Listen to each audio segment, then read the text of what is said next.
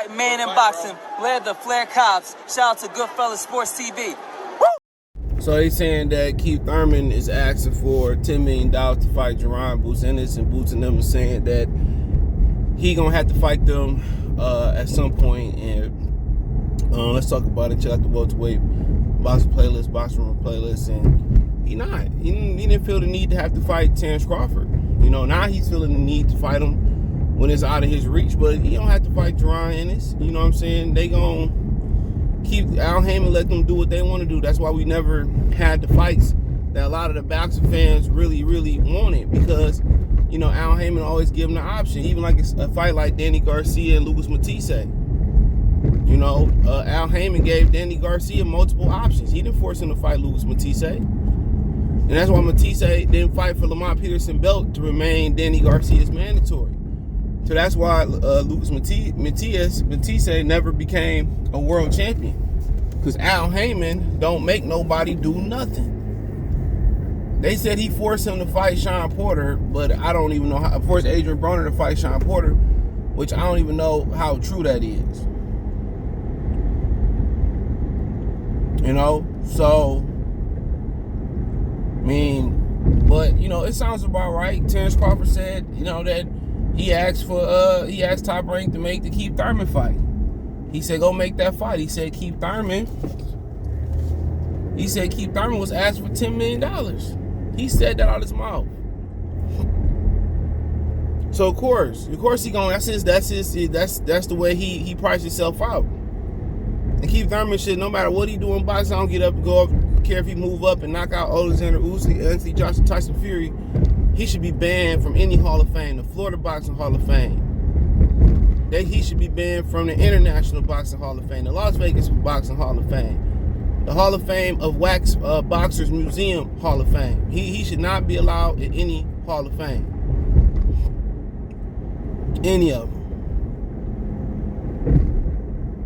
You know, I put Sean Porter in there before him. Now, you know, has he done better things in the sport than Sean Porter? Absolutely. He beat Sean Porter and all that stuff, but Sean Porter's fought everybody. Even crossed the street and fought everybody, and showed that it's possible if you put your fucking feet down, or if you Errol Spence, you put your hoof down, and Al Heyman ain't got no choice.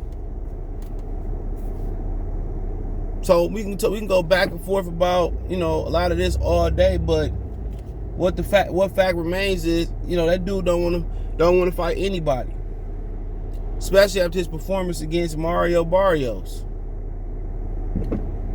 So he ain't in the business of fighting anybody. You know, and Jaron Ennis Booth's dad said after they fought Custio Clayton, you heard him. After he said that they promised him to fight Keith Thurman for the WBC or stay on this for the WBA, like they're gonna be going for the WBA. You know, and Keith Thurman ain't really no ticket seller, no way. Keith Thurman ain't moving, you know, numbers or moving tickets like he can't even sell out in Florida. They don't even mess with him in Florida.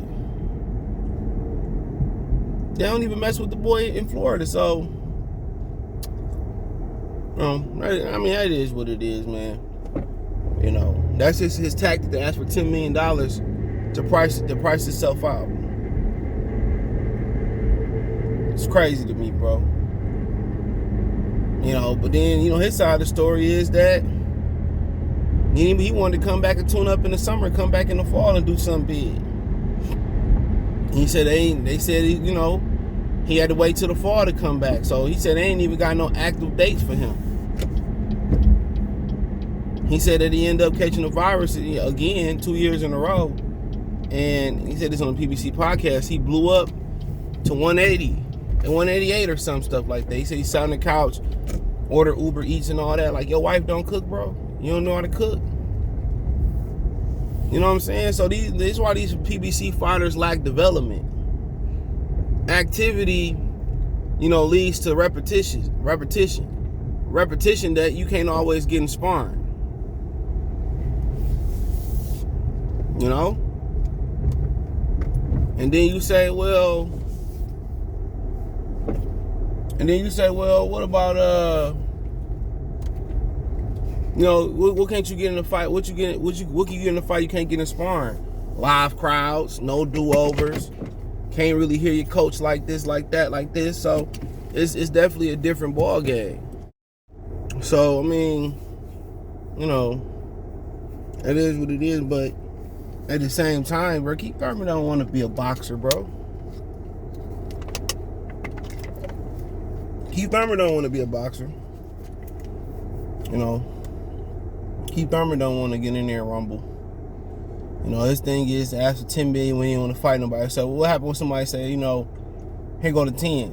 Then it's gonna be something else. Well, I don't want to fight on the West Coast. You gotta be in Florida. You gotta be in my backyard. You gotta be here. Come on.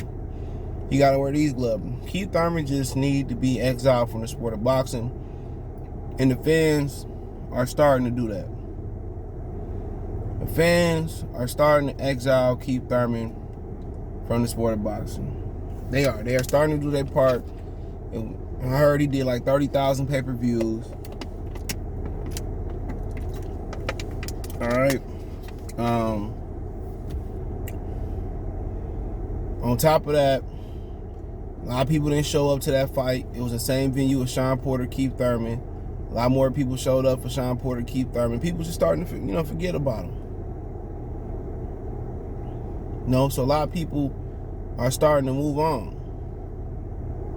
And that's good, you know. But Jaron Ennis and people, them boys in Philly, continue to press him. It ain't going to do nothing to Keith Thurman. Keith Thurman really don't care. Keith Thurman don't have a fan base to care. Keith Thurman lost his whole fan base to Errol Spence by Errol Spence punking him.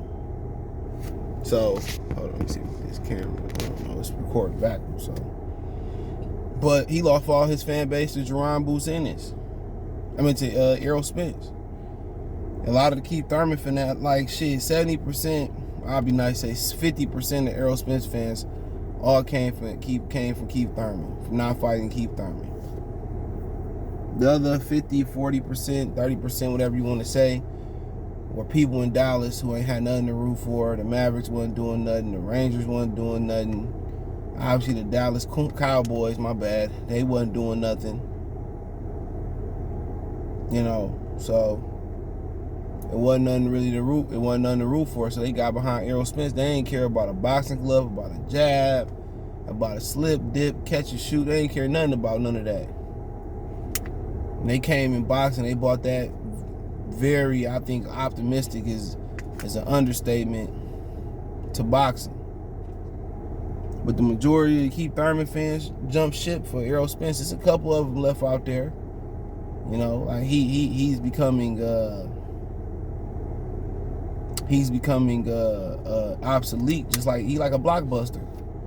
He almost obsolete. His fans in Florida don't fuck with Keith Thurman. Remember, did he fight Colossus on ESPN in Florida? Ain't nobody really come on to that. They probably let people walk in there for free. You know, but that's a black boxer issue. A lot of these black boxers don't have a fan base. That's one thing Errol Spence got that a lot of other fighters don't got. Gervonta Davis, you know, Terrence Crawford, Nebraska supporter, but the Charlo twins, like Texas, don't mess with them for real. Deontay Wilder, Alabama support him, obviously give him a statue, but it's not a big enough market. That's why it's not a major sports team in the great state of Alabama. You know, you go on and on and on. You know, but then when you get guys that support it, like Shakir in Jersey and these other dudes that support it, you know, in they communities, in they cities, in they states, you know, a lot of times it takes a long time for it to, you know, crawl to other different places. You know, for the United States to get behind Floyd wasn't celebrated across the 50 states, across the continents in the world, Antarctica, you know, whatever. He wasn't like celebrated, bro. He was villain. He took the villain role. A lot of people, you know, in these black fighters in boxing, they don't want to be the villain. They want to be beloved. But you come into the sport the villain. You know, automatically when you black, you are vilified by somebody. Errol Spence might be the exception because he fight like he fight in the Tex-Mex, you know, really the old Mexico area. And they watched him grow up and he excited and he can punch and he fight, he ain't defensively, you know, he really don't think about defense. He go out there and score and knock you out. That's what people like. So his market, you know, expanded from, you know, the black community to the Mexican community, and he got the best of both worlds. It ain't full blown like Canelo, but you know, if he was more active, it might be. You know, but you know, it's hard to get that support. You know, that's why Floyd chose to be the villain. Like I said before, in the movies, it show you, it brainwash people that at the end of the day, the villain always lose. Villains win more. Villains winning percentage is better than heroes winning percentage on Earth, because nobody know what happened once you leave this place. Villains win every day. You know, the villains are the real winners. I love to see a movie that portrays that in today's day and age. The villains win every day. The common man, the person that do the good job and go by the rule books, he might get promoted, you know what I'm saying? But small potatoes, small victories. But nonetheless, I ain't trying to go into it. Let me know what you girls and guys think. Thumbs up the video, share the video, subscribe to the channel. The subscribe button is the bell icon button. Hit all notifications, increase your chance to get notifications. We go live and drop a video. Financially, want to support the channel, Cash App, $CJGood313, Venmo, CJGood313, PayPal link in the description. Hit my link tree, find me on Twitter, Facebook, Instagram, Spotify, Anchor, Cash App, Venmo, PayPal, a lot of the different places there. I appreciate the love and support. Peace.